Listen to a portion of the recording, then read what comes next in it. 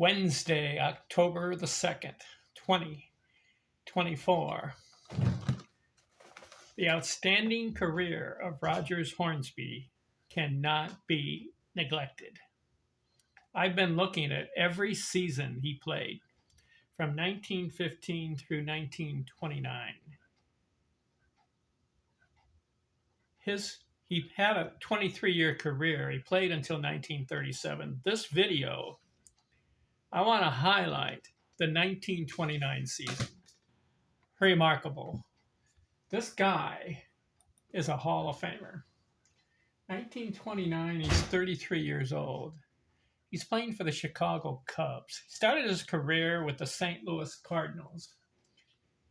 He played for them about 11 years or so. Then he went and played for the New York Giants in 1927. Had a good year. The following year, he plays for the Boston Braves, 1928. Again, another very good year. 1929, this video I'm going to cover. Now he's playing for the Chicago Cubs in the National League. What does he do with his new team? 1929. Well, he plays every day, 156 games in a 154-game season. So there must have been 2 games that were either tied or not completed,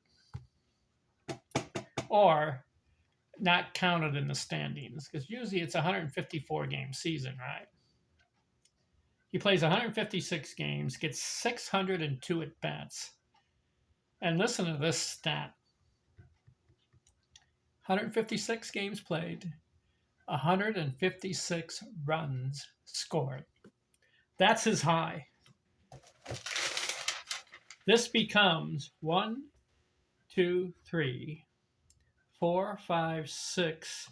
His 6th season over 100 runs scored, and hit its best so far. He's playing for the Chicago Cubs, his new team, and he scores 156 runs. Remarkable. And listen to this.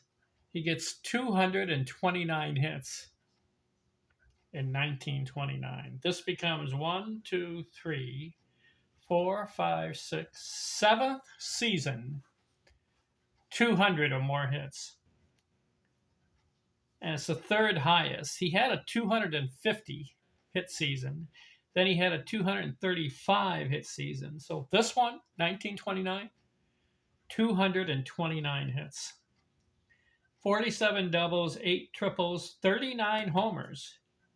That's his 2nd highest, because it ties his 2nd highest. He also had 39 homers in 1925, but in 1922, which was his superb year, he had 42 homers. So 39 homers, he's a slugger. Listen to this stat, 149 RBIs. That is his 2nd highest, because in 1922, he had 152.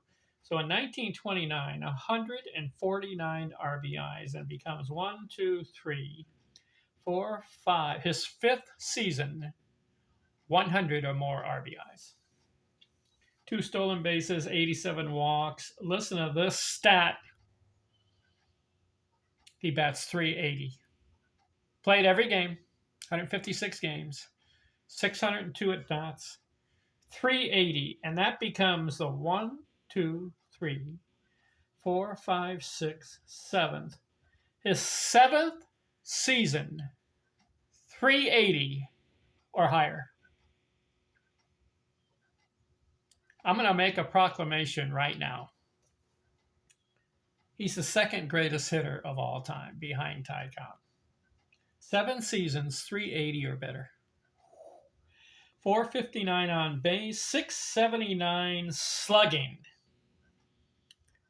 That becomes 1, 2, 3, 4, 5, 6. His 7th season, 600 or better slugging. If you slug 500, you're good. 679 for Roger Hornsby. And total bases, 409. The 2nd time, 400 or better. 300 is the standard. 300 total bases in a season. He's got 409 in 1929.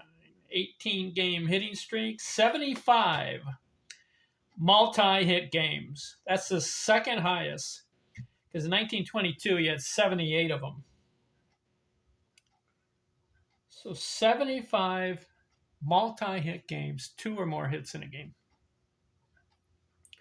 48 two-hit games. That becomes his second highest, because he had 50. 1920 he had 52 hit games. 48 becomes his second highest, 1929. 23 hit games. 6 4-hit games. That ties. He had another season where he had 6 4-hit games. So that's his high for 1 year. 4 hits in a game, 6 times. 31 games, 2 runs scored. That's his highest. That's the highest he's ever had as far as runs scored in the game. Two runs exactly scored in the game 31 times. That's his high. 6 games, 3 runs scored. 1 game, 4 runs scored. 24 2 RBI games. That is his high. 2 RBIs in a game 24 times. 12 games, 3 RBIs. 4 games, 4 RBIs. What do you think? Rogers Hornsby. Is this guy can hit? Not only maintains a high batting average, but he's also a slugger. He had 301 home runs in his career. I was thinking 301. So he's had a season of 42 homers and 39 homers twice. But the other seasons, not as much. I was thinking, what if he had hit 500 homers in his career? Would we put him in the top 5 greatest player of all time? Question mark there. I've got him the second greatest hitter of all time. Distinction between hitter and player. Greatest player of all time would be all around. Not only the hits, the runs, the RBIs, the homers, triples, doubles, batting average, total bases, slugging. You factor all that in, and you can look at the top 5 greatest players of all time. I've got Babe Ruth there, number 1. If you look at his career. Where would I put Rogers Hornsby as far as greatest player? Somewhere in the top 10 or 15. I think there are other players that have better numbers. You know, he only ended up with 2,930 hits. Only, I'm saying. He was 70 hits shy of 3,000. He could have kept playing. 70 more hits, that would have been a piece of cake for him. 1 or 2 more years doing that. But I've got him number 2 greatest hitter of all time. Hitting. Why? His 358 career batting average. And then these seasons where he had 3 400 batting seasons. And then he has 4 more seasons of 380 or better. 7 seasons over 380. Who else can lay that claim? I think there's one other guy that can lay the claim of having 7 seasons 380 or better. I think it's Ty Cobb. So what I should do, just to verify, let's go to Ty Cobb. Ty, I've got him here, Baseball Reference. Let's see how many times he was over 380. 1, 2, 3, 4, 5, 6, 7, 8, 9. 9 times over 380, Ty Cobb. I think the second greatest is Rogers Hornsby, because this is the last time he goes over 380.